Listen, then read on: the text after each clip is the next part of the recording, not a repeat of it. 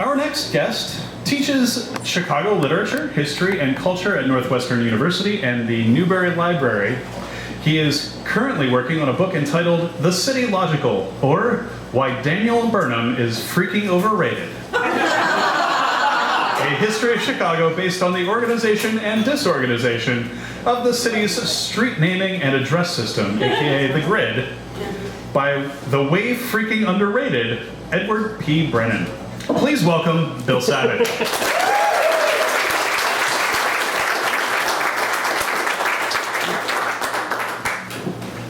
I'd like to reiterate Andrew's thanks to everybody, especially bartender, audience members, fellow readers.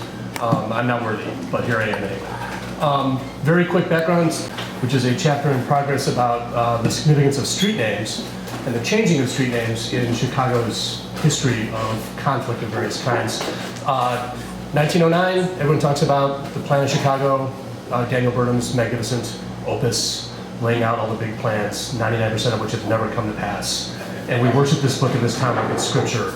Meanwhile, a guy you never heard of, Edward Paul Brennan, spent years convincing the Chicago City Council to make State and Madison the axes of the grid, to regularize the addresses, and to eliminate a very confusing street system that makes the city logical. Native Chicagoans grow up knowing what are the 800 streets. Newcomers come here and are like, wow, I can find something because I know the address and that's all I need to know. I'm told that my subtitle of Daniel Burnham is Way Freaking Overrated will get some pushback at the University of Chicago Press, but I'm going to really, really try to work on it. Because it's the best laugh line I'll ever get, so I can't let it go. So my title is Intersecting Lincolns and the Two Pulaskis, or All's Wells That Ends Wells. I will have a number of very lame puns in this piece as well. Yes, thank you. Please heckle. I love it. I thrive on it. If you know my family, you would understand. I just hope you one, Bill. Okay, I know. Good, it's good. In one of the dozen volumes of scrapbooks kept by Edward Brennan, he records in his elegant Catholic school penmanship this passage from Isaac Taylor's 1865 book, Words and Places. Local names are never mere arbitrary sounds devoid of meaning. They may almost always be regarded as a record of the past, inviting and rewarding careful historical interpretation. End quote. I agree. Street names are more than arbitrary designations. The names and how they change over time tell the history of Chicago and Chicagoans, narratives that often pivot around the complicated three-way intersection of politics, sentiment, and identity. The symbolic weight of street names can come from many sources. Maxwell Street, for instance, signifies Polish sausage with mustard and grilled onions, thanks in no small part to the relentless and effective marketing of Vienna Beef Sausage Company. Long after the actual Maxwell Street markets, street food culture mostly got bulldozed into condos by University of Illinois at Chicago. Hot dog stands all across Chicagoland, and I use that word on purpose, brand themselves as Maxwell Street, a fossil reminding us of this past. State Street is that great street, thanks to a convenient monosyllabic rhyme from Fred Fisher, weaponized for millions of jukebox fans of Frank Sinatra. Of course, State Street also signifies as the east-west divider of our city's street grid, with Madison designating north and south sides. This Euclidean revision to a chaotic address system was one key to Edward Brennan's plan, but he also worked for over 40 years to make Chicago's street names more logical as well. The city's history of growth by annexation left a legacy of chaos. Street names were repeated in different sections of town, 13 different Washington streets. Some streets changed names from block to block, and many others had different names after being interrupted, but were the same distance from State or Madison streets.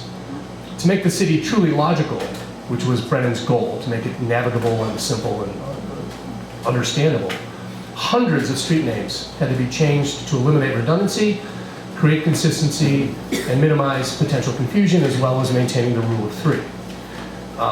That's a joke just for writers, I'm sorry.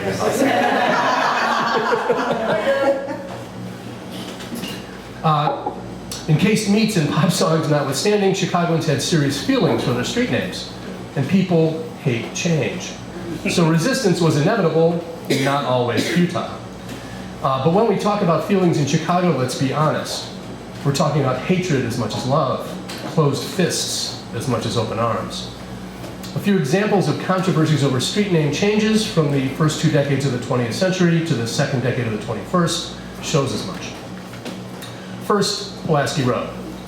And this will relate to the handouts, and there will be a quiz. If you didn't bring a number 2 pencil, I have many in my bag. In 1937, Mayor Ed Kelly got the city council to change the thoroughfare 5 miles west of State Street from Crawford Road to Pulaski Road. Mass hysteria ensued. Kelly, as you see in that cartoon, was rightly accused of trading a street name for Polish votes. Irate anti-Pulaski people who suddenly expressed deep connection to an obscure early settler named Crawford who had never left much of a mark in history, tore down new street signs reading Pulaski. Lawsuits and protests led nowhere, and so Pulaski remains written into our cityscape to record the clout of Polish-American voters and the multi-ethnic Democratic coalition that Anton Cermak built and Ed Kelly and Pat Nash inherited, and Richard J. Daley turned into the machine. But this Pulaski controversy was not the first controversy about this street name. And this is something I discovered in my research that very often very dedicated Chicagophiles look at me like, what? You're kidding. But I'm not. Among the many duplicated street names, which brings us to the intersection of North Lincoln Street and North Lincoln Avenue. Among the many duplicated street names that made the delivery of goods and services illogical and complex and expensive, the existence of Lincoln Street was one of the most egregious, since it intersected with Lincoln Avenue 2 blocks south of Murray Park Road. So in 1913, Lincoln Street became Pulaski Street, but only briefly.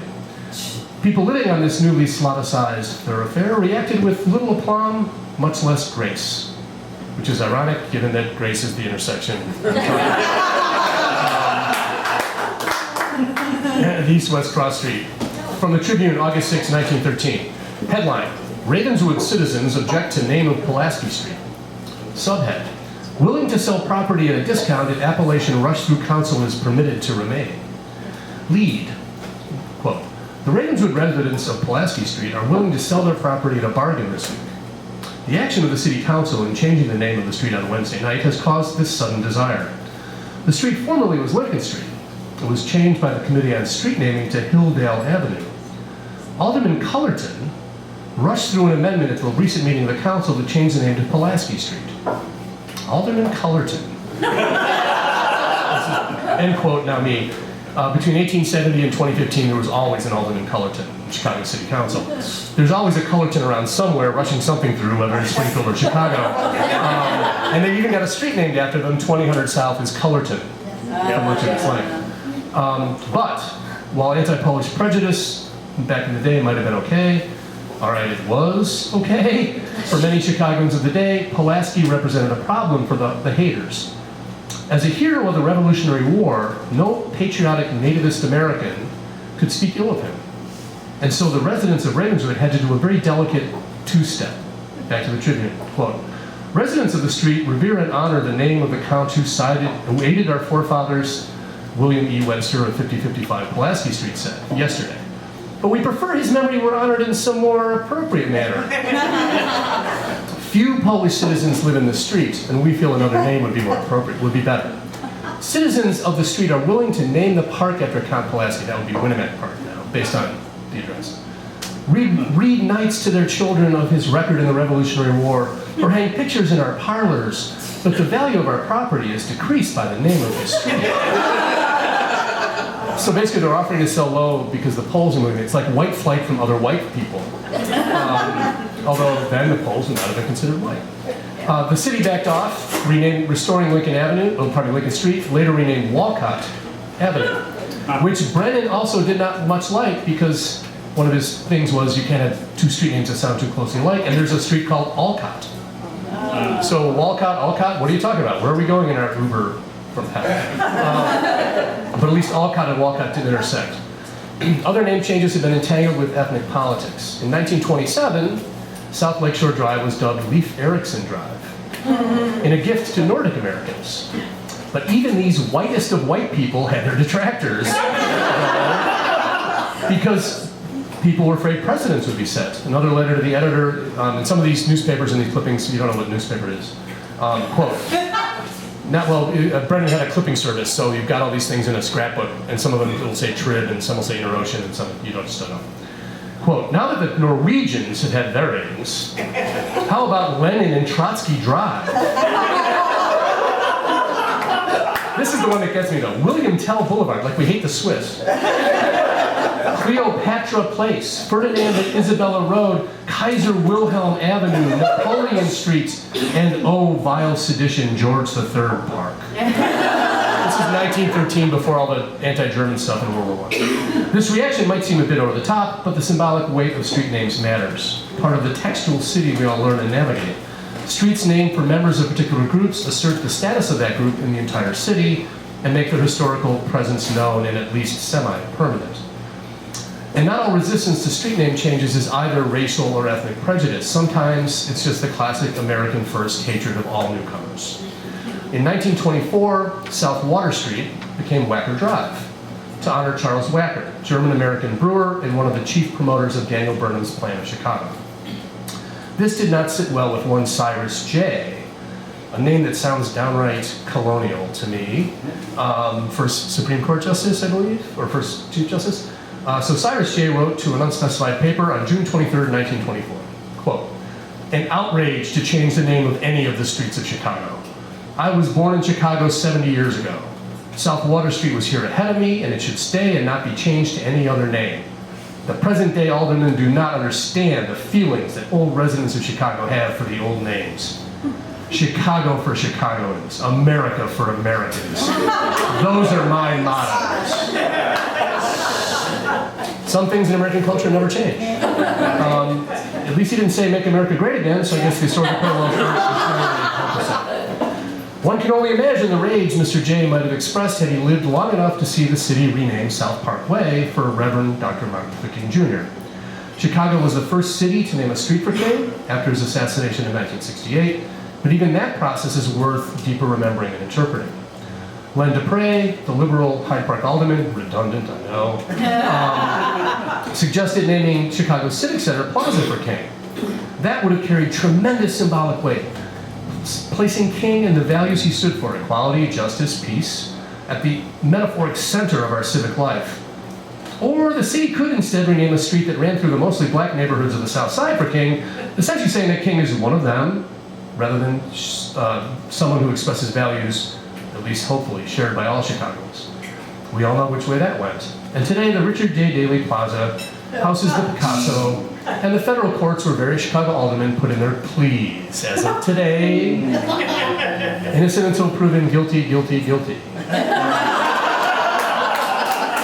Let me do a Doonesbury reference. This is not just history, by the way, it's current events. Kansas City was one of the last cities in the U.S. to name a street for King. They finally got it done in 2019, 51 years after his death. The debate that slowed it all down, whether to rename a street on the black side of town or one that ran the length of town, and maybe whether to put King's name on a street currently named for a white real estate developer who helped enforce segregation. By now, in Chicago as well as KC, street renaming of this sort is a zero-sum game. With the rare exception of an off-the-grid new development, any new street name requires taking an old name away. Chicago has, and sadly still has, the best example of a street name that should be written out of our city's maps, if not its history, but which, due to the politics of ethnicity and race, still remains. Balbo Drive. Ed Kelly renamed 7th Street between Lakeshore Drive and State Street for Italo Balbo, the fascist Italian aviator who brought a squadron of Italian Air Force planes to the 1933 Century of Progress World's Fair. Italian Americans at the time thronged to celebrate their country's leaders, who they believed had restored pride and honor to their old country. Apparently the fascists made Italy great again.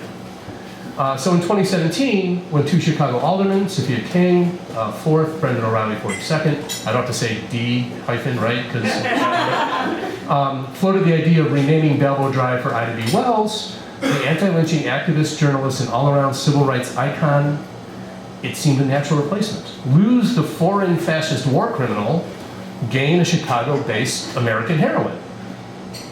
And this won't go in the book, but I had to do it. But no! A media blitz by a small group of Italian-American apologists for fascism put the fear of the ballot box into O'Reilly and King, though it's unclear to me that any large block of Italian-American voters within either the 4th or 42nd wards. And they backed down rapidly. They folded like pup tents. Instead, eventually, Congress Parkway would be renamed Ida B. Wells Drive. This switch has an extra layer of historic irony, because it's the second time that roadway has been renamed for political reasons. Congress Parkway had originally been named for John Tyler, the 10th President of the United States, but Tyler was despised as a traitor for joining the Confederacy. He served in the House of Representatives before dying in 1862. And so in 1872, his name was replaced in the hodgepodge of Chicago presidential street names, which had no logic to them, with Congress, because you got to replace it with something political. For Brennan, though, Edward Brennan, my hero, the real problem with the new Ida B. Wells Drive is that it intersects with South Wells Street, named for Captain William Wells, who died in the Battle of Fort Dearborn in 1812. Alderman King had no problem with this, with a terrible explanation that critics, quote, obviously have never been to Atlanta, where there's Peach Street, Peach Way, Peach Drive, Peach Avenue, Peach whatever. Exactly. Atlanta is a nightmare to navigate, so let's emulate it. It's not the end of the world, of course, as so far the radio traffic newscasters I have been listening to are being very careful always to say Ida B. Wells rather than just Wells. So I suppose all's well that ends well. I started there and I'm back. Thank you.